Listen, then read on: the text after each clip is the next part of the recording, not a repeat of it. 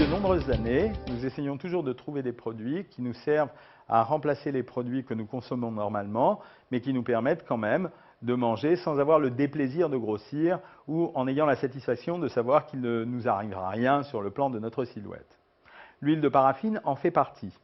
C'est une huile qui présente pour particularité de ne pas être digérée par l'intestin et donc, aussitôt absorbée, d'être éliminée puisqu'elle n'a pas le pouvoir d'être absorbée. Cette huile, on l'utilise jamais pour être cuite, mais on l'utilise dans les assaisonnements. Cela signifie qu'on a le droit de la consommer, par exemple, mélangée avec du vinaigre ou de la moutarde pour assaisonner les salades ou autres végétaux qu'on a décidé de consommer. Elle présente deux inconvénients. Premier inconvénient, c'est une huile non digeste puisqu'elle n'est pas absorbée.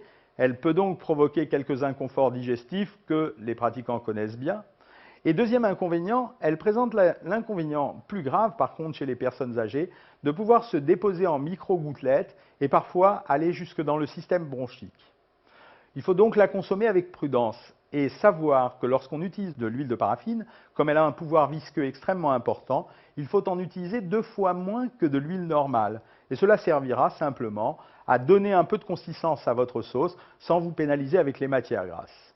Enfin, l'huile de paraffine, on oublie de le dire, c'est peut-être aussi intéressant et plus intéressant pour la préparation de certaines sauces comme la sauce mayonnaise, parce qu'on peut très bien monter une sauce mayonnaise avec un jaune d'œuf et de l'huile de paraffine, à condition de mettre beaucoup de moutarde, la tenue sera la même qu'une mayonnaise normale.